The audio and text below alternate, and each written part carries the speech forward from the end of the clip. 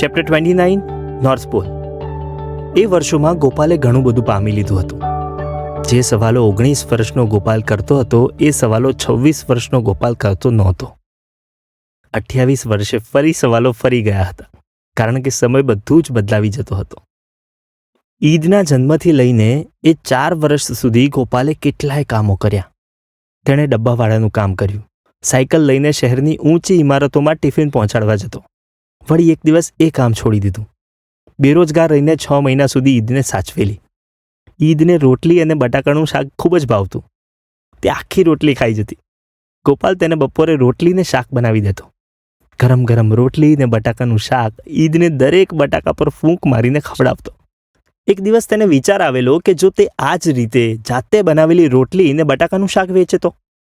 તેણે ચર્ચ ગેટથી થોડે દૂર એક લારી ચાલુ કરેલી, જેમાં તે રોટલી બનાવતો, શાક ઘરેથી જ બનાવીને જતો. તે ધંધો ખૂબ ચાલેલો. ઘણા લોકો ગોપાલના હાથનું શુદ્ધ સાત્વિક જમવા આવતા. ઈદ પણ ઘણીવાર ગોપાલની સાથે એ લારી પર જતી. ગોપાલ નાનકડું ટેબલ આપતો, ત્યાં બેસી રહેતી. ધીમે ધીમે મીરા ટેટુ આર્ટિસ્ટ તરીકે ઘણી પ્રસિદ્ધ થઈ ગઈ હતી. હવે તેનો પોતાનો સ્ટુડિયો બનાવવાનું સપનું પણ પૂરું થયું હતું. તે ઘણું બધું કમાતી હતી. ઈદ ત્યાં જ હતી. આખો દિવસ મમ્મીને હેરાન કર્યા કરતી. ટેટુ માટે આવતા યુવાનો સાથે વાતો કરતી અને દોસ્તી કરતી. તે બધાને પોતાની ગોપુદી અને પોતાના જંગલમાં રહેલા ઘર વિશે કહેતી. બધાનો મોબાઈલ લઈને એમાં ગેમ રમતી ને પછી મોબાઈલ ગિફ્ટમાં માંગતી. સમય સમય પર આ માણસ ખૂબ બદલાયો. તેણે ઘરેથી નીકળ્યા પછી 20-22 અલગ અલગ કામો કર્યા. ખંતથી કર્યા. કોઈ કામમાં તેને રસ ન પડ્યો, પરંતુ તે હાર્યો નહીં. જીદથી જીવ્યો. જીવન પાસેથી તે ખૂબ ભણ્યો. હવે ઈદને ભણાવવાનો સમય હતો. ગોપાલ, આપણે ઈદને ભણવા ક્યારે મોકલીશું? મીરાએ પૂછેલું. એ બંને બેડમાં એકબીજાને જકડીને ચાદર ઓઢીને સૂતા હતા. ગોપાલ ઊંઘમાંથી જાગ્યો. મીરાને હળવી કિસ કરી. ઈદ મોટી થઈ ગઈ પછી એ બંને પોતાની અંગત ક્ષણો ચોરવી પડતી. ઈદ ગમે ત્યારે જાગી જતી અને પોતાના સૌથી પ્યારા રમકડા ગોપુદીને તેની પાસે જ રહેવું પડતું. તને લાગે છે આપણે તેને ભણવા મૂકવી જોઈએ? ગોપાલે પૂછ્યું. હાસ તો, તને શું લાગે છે? મને તો લાગે છે કે આખી એજ્યુકેશન સિસ્ટમ બોગસ છે. આપણી દીકુ એમાં ઘૂસી જશે તો ક્યારેય બહાર નહીં નીકળી શકે. લો બોલો, એ સ્કૂલ નહીં જાય તો બધું શીખશે ક્યાંથી? હું છું ને, હું શીખવીશ. ગોપાલે કહ્યું. મીરા મોટે મોટેથી હસી પડી. શું શીખવીશ તું એને? મીરાએ તેના ગાલ પર હાથ ફેરવીને કહ્યું. હું તેની લાઈફનો સાક્ષી છું મીરા. હું તેને ગમતા દરેક કામ જોઈ રહ્યો છું. તેનો ગમતો વિષય મને ખબર છે. હું તેને એમાં માસ્ટર બનાવીશ. હું તેને શીખવીશ કે સાચું એજ્યુકેશન શું હોય છે. હું તેને એકડો શીખવા કોઈ સ્કૂલમાં મોકલું એ પહેલાં મારે તેને ઘણું બધું શીખવવાનું છે. મીરાએ વાત સાંભળીને તેના હોઠ પર હળવી કિસ કરી. ગોપાલના શબ્દોમાં તેને પૂરો ભરોસો હતો, કારણ કે ના, કોઈ કારણ વિના, બસ તેને ગોપાલના શબ્દોમાં વિશ્વાસ હતો. ઈદ કુદરતને જોયા કરતી. ગોપાલ ઈદને જોયા કરતો. મીરા ગોપાલને જોયા કરતી. કુદરત આ ત્રણેયને જોયા કરતી. નદી કિનારે બેસીને એ ત્રણેય નાના ગોળ પથ્થરો ભેગા કરતા. એ પથ્થરોને પાણી પર કેમ દોડાવવા એ ગોપાલ શીખવતો. ઈદ અને મીરા બંને પથ્થરો ફેંકીને તેને ગણતી. હા, ઈદને એકડા શીખવવા માટે ગોપાલ પાણી પર પથ્થર કેટલી વાર કૂદે છે એ પૂછતો. ઈદ પાસે જવાબ નહોતો. પછી ગોપાલ તેને પથ્થરના 1, 2, 3 કૂદકાઓ શીખવી દેતો. મીરા જોતી કે મોડી રાત્રે ગોપાલ નદી કિનારે તાપ કરીને ત્યાં એક ખાટલો નાખીને બેસતો. ઈદ સાંજે જમીને પપ્પા પાસે દોડી જતી. એ બંને આકાશના ખરતા તારાઓ ગણતા. ઈદ થોડા જ દિવસોમાં 50 આંકડા એમ જ શીખી ગયેલી. નોર્થ પોલની લાકડાની દિવાલો ઈદના દોરેલા ચિત્રોથી ભરાવા લાગી હતી. મીરા જ્યારે સૂતી હોય ત્યારે બાપ દીકરી ઘરની અંદર દિવાલો પર સ્કેચપેનથી લીટાઓ કરવાનું ચાલુ કરી દેતા. ગોપાલ વોટર કલર લઈને આવ્યો હતો. ઈદના કપડાં કલરથી ભરાઈ રહે ત્યાં સુધી એ ઘરની ફર્શ પર બેસીને દિવાલો પર પોતાના મહાન ચિત્રો બનાવ્યા કરતી. દૂર આમોરી બેઠી બેઠી મોઢું ત્રાંસું કરીને ઈદના આ ચિત્રોને સમજવાનો પ્રયત્ન કર્યા કરતી. પરંતુ તેને કશું સમજાતું નહીં. પરંતુ ગોપાલ સમજી જતો. તેને ખબર પડી રહી હતી કે ઈદ જ્યારે પેઇન્ટ કરી રહી હોય છે ત્યારે એક અલગ વિશ્વમાં જતી રહેતી હોય છે. તેને ભૂખ, તરસ બધું જ ભૂલાઈ જતું હોય છે. તેને શું દોરવું હોય છે? આકાશ, પાણી, તડકો. એ પોતાની પાછળ ફર્શ પર બેસીને ચિત્રો જોતા જોતા ઊંઘી ગયેલા ગોપુદીને ઉઠાડીને પૂછશે. એ ગોપુદી, પાણી ભીનું કેમ હોય? ગોપાલ પાસે તેનો કોઈ જવાબ ના હોય. ગોપુદી, સાંજે આકાશ કેમ લાલ થઈ જાય છે? બસ પછી તેનો એન્જિનિયર ગોપુદી તેને બહાર લઈ જઈને આખું સાયન્સ સમજાવશે. તે કહેશે કે સૂરજના કિરણો દૂર દૂરથી પૃથ્વી પર પડે છે અને એ કિરણો વાતાવરણમાં રહેલા રજકણો અને અણુઓ સાથે અથડાઈને આપણી આંખ સુધી આવે છે, એટલે એ 7 રંગ પેદા કરે છે. ઈદને તો આમાં 1000 સવાલ મળી જતા. સૂરજ શું હોય? ગોપુદી, અણુ એટલે શું? એ સવાલોના જવાબ માટે ગોપાલ પણ નવા નવા પુસ્તકો લઈ આવેલો. ગોપાલ ઈદ માટે મોટું દૂરબીન લઈ આવેલો. થોડે દૂર એક નાનકડી ટેકરી પર ચડીને બંને આકાશના તારાઓ જોયા કરતા, દૂર દૂર વસતા ગામડાઓની લાઇટ્સ જોયા કરતા. એ દૂરબીન ત્યાં જ રહેતું. ઈદ પોતાનું મન પડે ત્યારે દૂરબીન પાસે જઈને બેસી જતી. ગોપાલ તેને દૂરબીન કઈ રીતે કામ કરે છે એ કહેતો. એ સમજતી હશે કદાચ. પછી તો બસ એ દરેક વસ્તુને સમજવા પ્રયત્ન કરતી. ગોપાલે તેને સવાલો કરતા શીખવી દીધું હતું. ગોપુદી, પતંગિયાના મમ્મી પપ્પા હોય? અને ગોપાલ તેને ઈયળમાંથી પતંગિયું કઈ રીતે બનતું તેનું સાયન્સ કહેતો. પહેલો પથ્થર ગોળ કેમ છે? એ કેમ બીજા પથ્થરથી અલગ છે? ગોપાલ તેને પૃથ્વીની કહાની કહેતો. હા, વાર્તા. એ વાર્તામાં તેને આ પથ્થર કેમ બન્યો હશે તે સમજાવી દેતો. આ નદી આ તરફ જ કેમ જાય છે? એ ગોપુદી, મારે તીતીની જેમ ઉડવું હોય તો? ગોપુદી, બધા તીતીઓ છી કરવા ક્યાં જાય? એ આ વાદળ સાચા હોય? એ કેમ આકાર બદલે છે?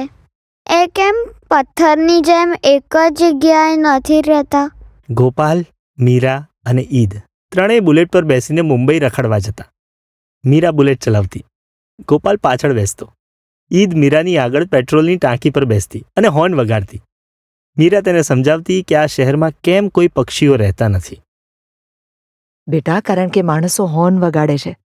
એમને બધાને જીવવામાં તકલીફ થાય છે. માળામાં એમના બચ્ચા સૂઈ નથી શકતા. ગોપાલ તેને માણસોની દુનિયા બતાવવા માંગતો હતો. ઈદના સવાલો ફરી જતા. ત્રણેય કોઈ દુકાન પર વડાપાઉં ખાતા હોય અને ઈદના સવાલો ચાલુ થતા. મમ્મી, બધા આપણી જેમ જંગલમાં કેમ નથી રહેતા? કારણ કે શહેરમાં બધાને બધું જ મળી જાય છે. એ આપણે બધાને જંગલમાં બોલાવીએ તો ત્યાં પણ શહેર બની જાય ને. તો પછી આપણે શહેરમાં કેમ નથી રહેતા? કારણ કે શહેર એ માણસોનું જંગલ છે અને આપણે અલગ પ્રકારના માણસો છીએ. મીરા જવાબ આપતી. કોઈ ભિખારી માગતો માગતો તેમની નજીક આવે અને ભગવાનના નામની દુઆ કરીને માંગે. ઈદને તેમાં પણ સવાલ થાય. ગોપુદી, ભગવાન શું હોય? બેટા, તું મોટી થઈશ પછી ખબર પડી જશે. તે રાત્રે ગોપાલ દીકરીને રામાયણની વાર્તા કહી દેતો. કબૂતરની જેમ ઉડતા હનુમાનની વાર્તા કહેતો. વળી ઈદ પૂછતી. ગોપુદી, આ કબૂતર કેવી રીતે ઉડે? ગોપાલ પછી કબૂતરના ઉડવાનું સાયન્સ સમજાવતો. ઈદનો સવાલ ફરી જતો. હનુમાન દાદાને તો પાંખ નથી, તો એ કેવી રીતે ઉડે છે? આ જગત વાર્તાઓનું બનેલું છે દીકરા, કહાનીઓ. બસ દરેક પુસ્તકની જેમ દરેક જીવતો માણસ પણ એક વાર્તા છે. આપણી દરેક ક્ષણ એક વાર્તા છે. કદાચ આપણે બધા જ આપણી પોતાની વાર્તાને વધુ સારી બનાવવા પ્રયત્ન કરતા રહીએ છીએ. એ ગોપુદી, ક્ષણ એટલે? ઈદ પૂછતી. ગોપાલ માથું પકડીને હસી પડતો. દીકરીને સમયની વાતો કરતો. નાનકડી ક્ષણો સમય બનીને ઉડી રહી હતી. વિષય: હેપી બર્થડે ઈદ, 5મું વર્ષ. ડિયર ઈદ, માણસો મોબાઈલની ગેમ્સમાં આવતા એંગ્રી બર્ડ્સને ઓળખે છે, પરંતુ વાસ્તવમાં સાચા બર્ડ્સને નથી ઓળખતા. એ મને ગુસ્સો આપે છે. કદાચ 22મી સદીમાં જન્મેલા બાળકો મોટા થશે અને શહેરોમાં એમના અપાર્ટમેન્ટની બારી પર કોઈ પક્ષી આવીને બેસશે ત્યારે બધાને નવાઈ લાગશે. એમને એ પક્ષીનું નામ પણ ખબર નહીં હોય. ધેટ્સ ઓકે, એ ચાલશે. તમારે દરેક પક્ષીને ઓળખવા જરૂરી નથી એવું મીરા કહેતી હતી. એની વાત સાચી છે. એ કહે છે તમારે માત્ર એટલું જાણવાનું છે કે એ પક્ષી છે અને એ આ જગતમાં ખૂબ જ મહત્વનું છે અને અદ્ભુત સર્જન છે. એ એટલું જ મહત્વનું છે જેટલો મહત્વનો માણસ છે. બસ. વેલ, મારી મીરાબાઈ બુદ્ધિશાળી છે, પણ હું તને આ બધું કેમ કહી રહ્યો છું?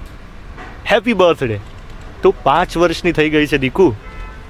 ખબર છે હું અત્યારે આ મેલ એક બિલ્ડિંગના બેઝમેન્ટમાં આવેલા એક સાયબર કેફેમાં બેસીને લખી રહ્યો છું અને તું મારી બાજુમાં જ બેઠી છે. હા, તું સ્ક્રીન સામે જોઈ રહી છે. તને હજારો સવાલો છે અને મારી પાસે તને જવાબ દેવા માટે આખી જિંદગી પડી છે. તું આઈસ્ક્રીમ ખાઈ રહી છે. તારી બર્થડે પર મેં ખરીદેલી ચોકલેટ મારા ખિસ્સામાં જ છે. આ મેલ લખીને તને આપીશ. ખેર, તને શું કહું, આજકાલ હું તને ભણાવું છું. હા, તું જ્યારે આ મેલ વાંચીશ ત્યારે તને મજા આવશે. હું તને ઘરની પાછળ વાવેલા ગુલાબના છોડ પાસે લઈ જાઉં છું. તને ગુલાબ ખૂબ ગમે છે. તારા સવાલો ચાલુ થાય છે. ગોપુદી, ગુલાબ શેનું બને? એ લાલ કેમ હોય? તેને કાંટા કેમ હોય? હું તને શીખવું છું કે ગુલાબ જે દેખાય છે એટલું તો સુંદર છે જ, પણ તેની અંદર એક આખું બ્રહ્માંડ છે. હા, તેની પાંખડીઓમાં કરોડો કોષ હોય છે અને દરેક કોષની અંદર કરોડો સુંદર રચનાઓ હોય છે. એ દરેકની એક સુંદરતા છે. જે આપણી આંખને ન દેખાય એવી ઘણી મોટી ઘટનાઓ તે દરેક કોષ અંદર બનતી હોય છે. કોઈ નાનકડા જીવને આકર્ષવા માટે તેની અંદરની સુગંધ અને કલર્સને આવતા કરોડો વર્ષ નીકળી જતા હોય છે. તને કશી જ ખબર પડતી નથી એ બધામાં. મીરા મારા પર હસે છે, કહે છે કે ગોપલો પાગલ થઈ ગયો છે ઈદના જવાબો આપી આપીને. એ કહે છે કે હું તને સાયન્સ શીખવીને સાયન્ટિસ્ટ બનાવવા માંગુ છું. પણ ના, તું શું બનીશ એ નક્કી કરનારો હું કોણ? હું તો બસ તને કહેવા માંગુ છું કે ગુલાબ સુંદર દેખાય છે અને એની સુગંધ સારી છે એ સાચું છે, પરંતુ એની અંદર પણ એક ભવ્યતા છે, એક સુંદરતા છે. એ જાણવું જોઈએ. તું મને પૂછે છે કે ગુલાબ જમીન બહાર કેમ નીકળે? હું તને થોડા મકાઈના દાણા લઈને ખભા પર બેસાડું છું. આપણે બંને દૂર દૂર એક નાનકડી ટેકરી પર જઈએ છીએ. એ ધુમ્મસભરી ટેકરી તને ખૂબ ગમે છે. ત્યાં હું તને જમીનમાં નાનકડો ખાડો કરીને મકાઈના દાણા મૂકવા કહું છું. તને તેના પર ધૂળ ઢાંકી દેવા કહું છું. તું ખૂબ ખુશ થાય છે. હું તને પ્રોમિસ આપું છું કે આ દાણાઓ એક દિવસ ધરતી ફાડીને બહાર આવશે અને મોટા થશે. તે દિવસે હું તને આ જગ્યા પર પાછો લઈ આવીશ. એ મકાઈ મારી ગિફ્ટ હશે તને. તું ગિફ્ટ રાખીશ ને? તું તાળીઓ પાડવા લાગે છે. તારો એક ખુશખુશાલ ચહેરો મારા માટે બધું જ છે. ઈદ, ખબર છે, ઘણીવાર રાત્રે હું તને આકાશગંગા પણ દેખાડું છું. કોઈ સામાન્ય માણસ એ આકાશગંગાને રાત્રે દેખાતું મોટું વાદળ સમજીને અવગણશે, પણ ના, આપણને બંનેને એ વાદળમાં આકાશગંગા દેખાય છે. આજે જ રસ્તામાં ફરી એક મંદિર પાસે આપણે ઊભા હતા. પૂજારીએ તને પ્રસાદ આપીને કહ્યું હતું કે આ ભગવાનનો પ્રસાદ છે. તું મને પૂછે છે કે આ બીજા ભગવાન કોણ છે? પૂજારી તને પેલા પથ્થરના ભગવાન પાસે લઈ જાય છે અને કહે છે કે આ ભગવાન છે, તેને જે જે કરો. તું કરે છે. પછી બહાર નીકળીને મને પૂછે છે કે બાપુજી, એ પથ્થરને કેમ લોકો ગુલાબ ચડાવે છે? હું તને જવાબ આપતો નથી, નહીં આપું. તારી દરેક માન્યતા એ તારા પોતાના અનુભવ પરથી જ આવવી જોઈએ. એ પથ્થર મીરા માટે પથ્થર જ છે. મારે માટે એ પથ્થર કોઈ માણસની શ્રદ્ધાનું સ્થાન છે. તારે માટે કદાચ ભવિષ્યમાં એ પથ્થર, ભગવાન, શ્રદ્ધા બધું જ એક સાયન્સ હોય. હું હમણાં જ એન્સાઇક્લોપીડિયા બ્રિટાનિકા લઈને આવ્યો છું. હું ડાયનાસોર વિશે તને વાંચીને સંભળાવું છું. તારે તને જોવા છે? હું તને બધું જ ઇમેજિન કરવા કહું છું. હું કહું છું કે ટાયરાનોસોરસ રેક્સ 30 ફૂટ જેટલા ઊંચા હોય, તેમનું મોઢું 8 ફૂટ જેટલું મોટું હોય. તેમાં તને સમજાતું નથી. પછી હું તને કહું છું કે જો આ ડાયનાસોર આપણા ઘરની સામે ઊભું હોય તો પેલા વૃક્ષથી પણ ઊંચું હોય અને તેનું મોઢું એ આપણા રૂમની બારીમાં ઘૂસી જાય એટલું મોટું હોય. તને એ બધું વિચારોમાં ખૂબ મજા આવે છે. તને સવાલ થાય છે કે પેલા ખરતા તારાઓમાંથી એક દિવસ એક મોટો તારો ધરતી પર પડ્યો અને બધા જ ડાયનાસોર મરી ગયા. પછી તું પૂછે છે મરી ગયા એટલે? બસ એ હું તને નથી કહેતો કે એટલે શું. એ તારે જાતે સમજવાનું હશે.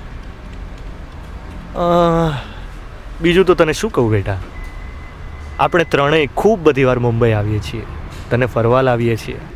તું પણ તારી મમ્મીની જેમ નાચવાની ખૂબ શોખીન છે. આપણે ત્રણેય મુંબઈના ગણેશોત્સવ કે કોઈના લગ્નમાં ઘૂસીને નાચી આવીએ છીએ. બાય ધ વે, મીરા આજકાલ ક્યારેક સાડી પહેરે છે. એ સાડીમાં બહુ મસ્ત દેખાય છે. જંગલમાં આપણે બંને ક્યારેક પતંગ ચગાવી શકીએ છીએ.